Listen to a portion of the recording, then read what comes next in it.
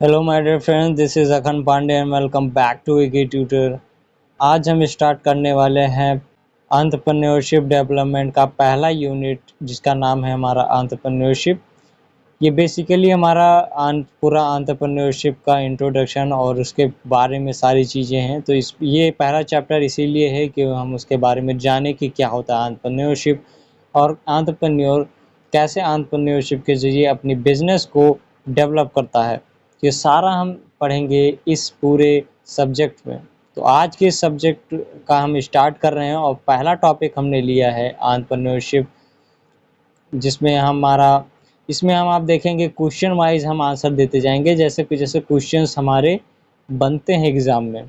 तो उससे क्या होगा, आपको पता रहेगा कि ऐसे ही क्वेश्चंस आते हैं और हमें आंसर भी ऐसे ही लिखने हैं। तो जैसे what do you mean by entrepreneur, हम पढ़ते हैं पहले क्वेश्चन की तरफ। What do you mean by entrepreneur, मतलब आप एंटरप्रेन्योर से क्या समझते हैं। कोई कोई इसे एंटरप्रेन्योर भी पढ़ता है, कोई इसे एंटरप्रेन्योर भी पढ़ता है। तो इसमें आपको कंफ्यूज नहीं होना है, दोनों ही सही है, ठीक है। बस अपना कहने का अलग अलग तरीका है। तो इसका आंसर हम अगर बात करें एंटरप्रेन्योर, सिंपल वर्ड में हम बात करें, एक इंडिविजुअल यानी कि एक इंसान हो सकता है जो कि अपने बिजनेस को स्टार्ट करता है। कोई भी आइडिया ले लिया है, जैसे उसने सोचा कि हम चाय हमें बनाना है, तो उस चाय को आइडिया को लेकर वो क्या करता है, एक नया स्टार्टअप जो है अपना बिजनेस स्टार्ट करता है, सारी चीज़ें इकट्ठा करता है और दुकान लेता है। उसके बाद वहाँ से अपना बैठकर स्टार्ट करता है। तो ऐसे स्टार्टअप को जिससे हम प्रॉफिट अर्न कर सकें, यानी हम ऐसे तो फ्री के लिए बैठेंगे नहीं, वहाँ पे कुछ पैसे ही लेने के लिए बैठेंगे।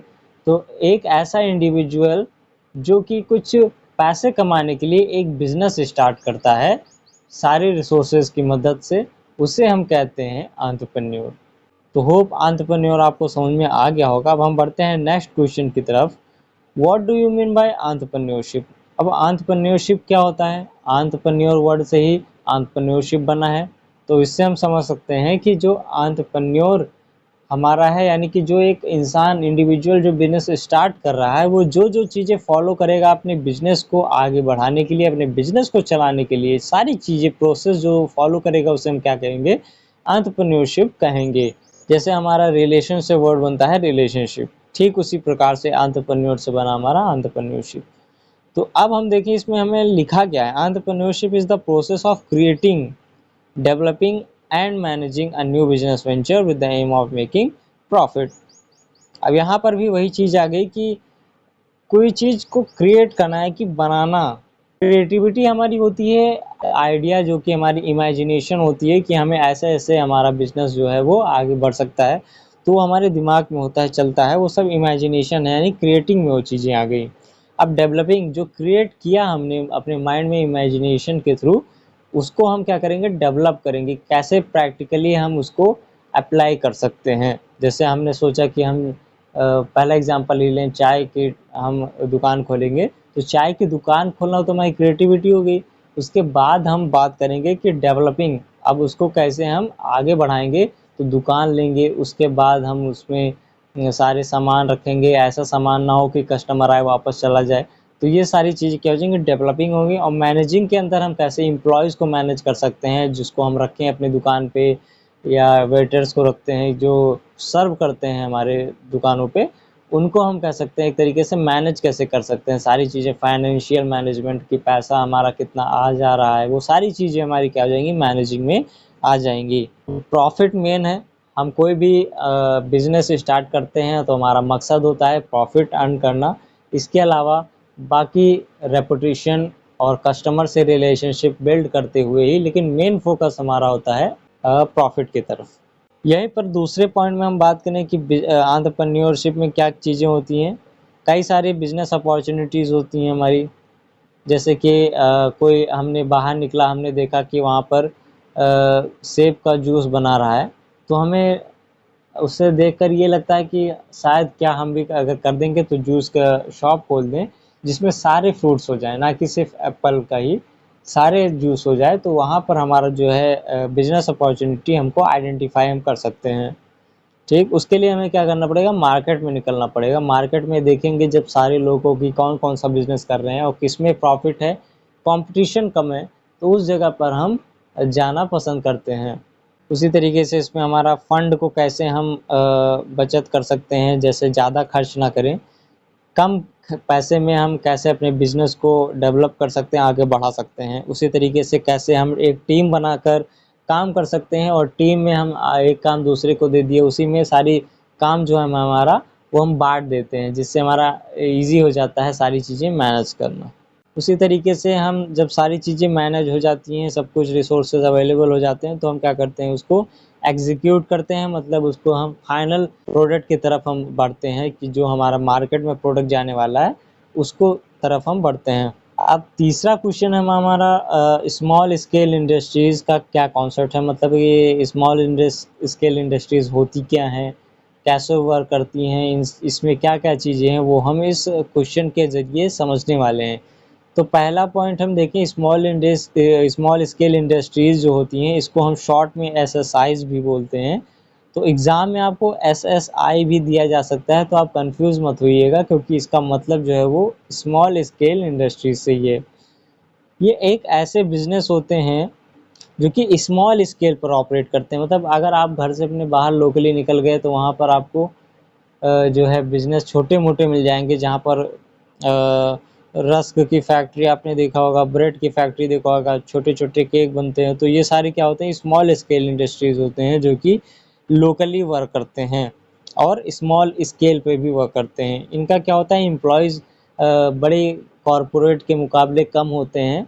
बड़ी कंपनीज़ की अगर तुलना करें तो उससे हमारे एम्प्लॉयज़ भी कम होते हैं और उससे रिवेन्यूज़ भी कम होती है, मतलब जो हमारा इनकम होता है बिज़नेस से, वो भी बड़ी कंपनीज़ के मुकाबले कम होगा, ये तो ज़ाहिर-सी बात है।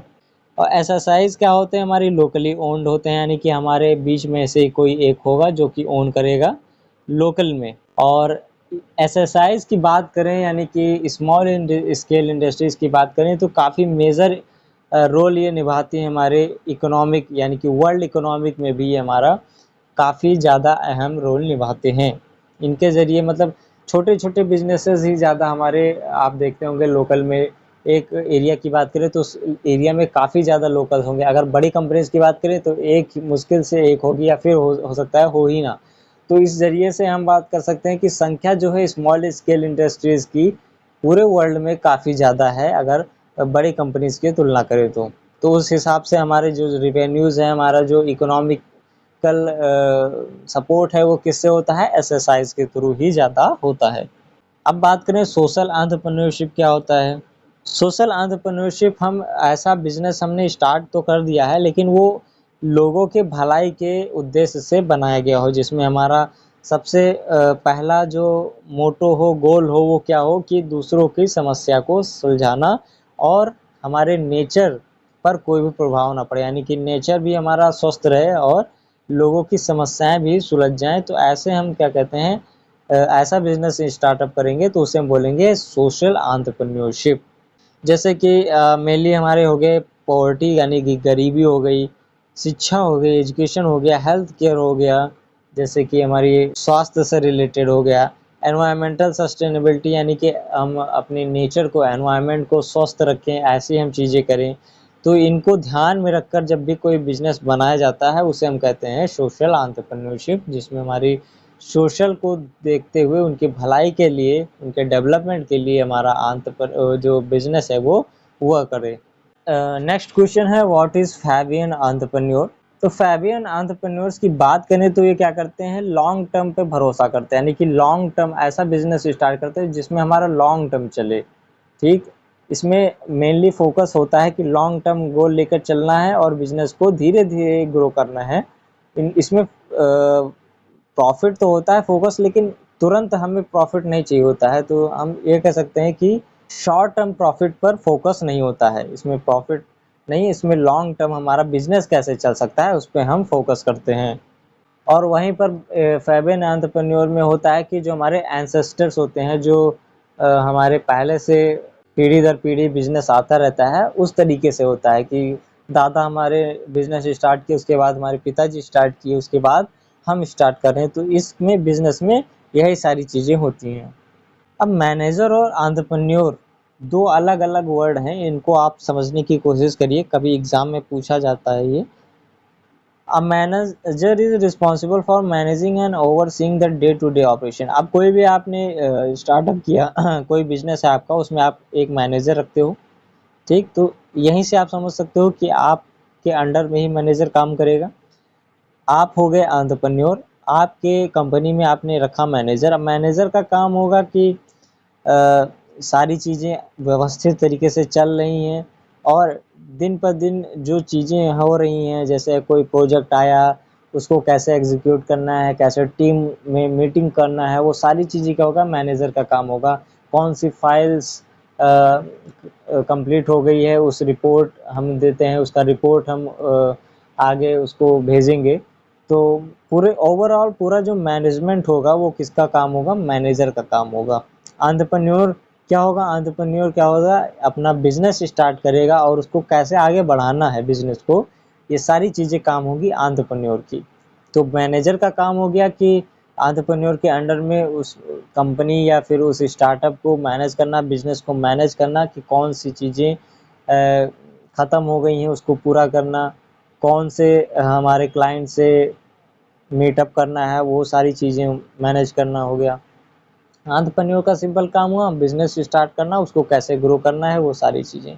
अब मैनेजर जो होते हैं कई सारे डिपार्टमेंट्स में डिस्ट्रीब्यूट किए जाते हैं, जैसे कोई एक डिपार्टमेंट हो गया रिसर्च एंड डिज़ाइन का, ठीक। तो उसमें हमने मैनेजर रख लिया, वो मैनेजर क्या करेगा, रिसर्च एंड डिज़ाइन से ही रिलेटेड सारी चीज़ें देखेगा, कौन कितने उसके अंडर में एम्प्लॉयज़ जो हैं वो सही से वर्क कर रहे हैं, जो प्रोजेक्ट हमें मिला उस डिपार्टमेंट के लिए वो प्रोजेक्ट कंप्लीट हो गया, कितने दिन में कंप्लीट करना है, वो सारी चीज़ें क्या होगा, मैनेजर का काम होगा। एंटरप्रेन्योर क्या होगा, वो तो ओनर होगा या फिर को फाउंडर होगा उस बिजनेस का, जो कि मैनेजर को जो है वो गाइड करेगा या इंस्ट्रक्शन देगा। एंटरप्रेन्योर हमारे होते हैं एम्प्लॉय, जो कि उसी बिजनेस में काम करते हैं या स्टार्टअप में काम करते हैं एंटरप्रेन्योर के अंडर में।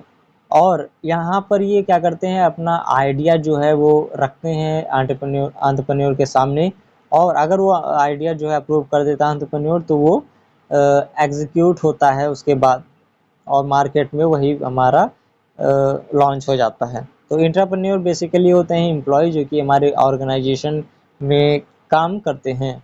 नेक्स्ट क्वेश्चन हमारा, what do you understand by resource. तो रिसोर्स की बात करें तो ये हमारे एसेट्स होते हैं, जो संपत्ति हमारी हो गई। कैपेबिलिटीज़, क्या क्या चीज़ें हम कर सकते हैं, क्या क्या चीज़ें हमारे बिजनेस के लिए ज़रूरी है, वो सारी चीज़ें हम रिसोर्सेज में आती हैं हमारी। अब रिसोर्सेज कैसे हो सकती हैं, फाइनेंशियल कैपिटल हो सकता है जिससे हम बिजनेस स्टार्ट करेंगे, कैपिटल पूंजी जिसे बोलते हैं। ह्यूमन कैपिटल हो गया, ह्यूमन अपना कितना योगदान दे सकता है उस बिजनेस को स्टार्ट करने के लिए। फिजिकल एसेट्स जो हमारे संपत्ति हो गई, ठीक है। इंटेलेक्चुअल प्रॉपर्टीज़, यानी कि वो जो चीज़ें हैं हमारी, वो हमारी खुद की होनी चाहिए, दूसरे की कॉपी की हुई ना हो, वो भी हमें ध्यान में रखना है। और क्या है, सोशल नेटवर्क्स, यानी कि हमारे जो क्लाइंट्स होंगे, हमारे जो कस्टमर्स होंगे, उनसे भी अपना रिलेशनशिप बना के रखना है, और हमारे मार्केट में जितने कॉम्पिटिटर्स हैं उनसे भी रिलेशन बना के रखना है। ये सारी चीज़ें क्या हो गई, रिसोर्सेज हो गए, हमारे जो कॉम्पिटिटर्स होंगे वो भी रिसोर्सेज होंगे। Define NABARD and SFCs. अब नाबार्ड का नाम आपने सुना होगा, इस कंपनी का जो इस्टेब्लिशमेंट है, इस ऑर्गेनाइजेशन का इस्टेब्लिश किया गया है 1982 में। ये फुल फॉर्म है इसका, national bank for agriculture and rural development. तो नाबार्ड का बेसिकली काम होता है, जो ग्रामीण क्षेत्र में हमारे लोग हैं एग्रीकल्चर पे डिपेंडेंट होते हैं ज़्यादा, तो उसको एग्रीकल्चर में वो कैसे अपना ग्रोथ कर सकते हैं, कैसे अपनी जीवनी चला सकते हैं, और अदर जो हमारे अपॉर्चुनिटीज़ होती हैं, जैसे कि मनरेगा के थ्रू काम करना, वो सारी चीज़ें हमारी क्या हो गई, नाबार्ड में आती हैं। तो ये एक ऐसी ऑर्गेनाइजेशन बॉडी है जो कि इस पर ध्यान रखती है कि कोई भी ऐसा रूरल में हमारा इंसान बाकी ना रह जाए जिसके पास नौकरी या फिर काम ना हो। एसएफसीज है हमारा नेक्स्ट, जिसे इस्टेब्लिश किया गया है 1951 में। एसएफसी का फुल फॉर्म होता है स्टेट फाइनेंस कॉरपोरेशन, जो कि हमारा स्टेट लेवल डेवलपमेंट होता है फाइनेंस इंस्टीट्यूशन, जिसमें हमारे जो स्मॉल स्केल इंडस्ट्रीज़ होती हैं उनको फाइनेंशियल सपोर्ट प्रोवाइड किया जाता है, यानी पैसे से अगर सपोर्ट प्रोवाइड किया जाता है, वो स्मॉल लेवल पे स्टार्ट करते हैं और उन्हें पैसे प्रोवाइड करके वो अपने इंडस्ट्री को, स्मॉल स्केल इंडस्ट्री है जो बिजनेस है वो स्मॉल, उसको वो ग्रो कर सकें। ठीक, तो इसके लिए हमारा जो है ये 2 मेनली ऑर्गेनाइजेशन हैं जो हेल्प करती हैं। अब बात करें, इसमें पूछा गया है list out some successful entrepreneurs in India. India में हमारे जो जो एंटरप्रेन्योर सक्सेसफुल हुए हैं उनमें कुछ इस तरीके से नाम है। रितेश अग्रवाल जी हैं हमारे, जिनका है ओयो रूम्स। ओयो आपने काफ़ी सुना होगा। तो उसके मालिक जो हैं हमारे रितेश अग्रवाल हैं। भावेश अग्रवाल हैं ओला कैब्स के। उसी तरीके से थर्ड है हमारे विजय शेखर शर्मा जो कि पेटीएम के हैं। ये सारे क्या हैं, सक्सेसफुल एंटरप्रेन्योर्स हैं जो कि यंग एंटरप्रेन्योर्स हैं। तो ये हो गया हमारे 2 मार्क्स के क्वेश्चन। नेक्स्ट वीडियो में हम देखेंगे 10 मार्क्स के क्वेश्चन। जानने से पहले इस चैनल को सब्सक्राइब कर दीजिए और बेल आइकन को प्रेस कर दीजिए लेटेस्ट अपडेट्स के लिए। मिलते हैं नेक्स्ट वीडियो में। Till then keep learning and keep smiling. Thank you.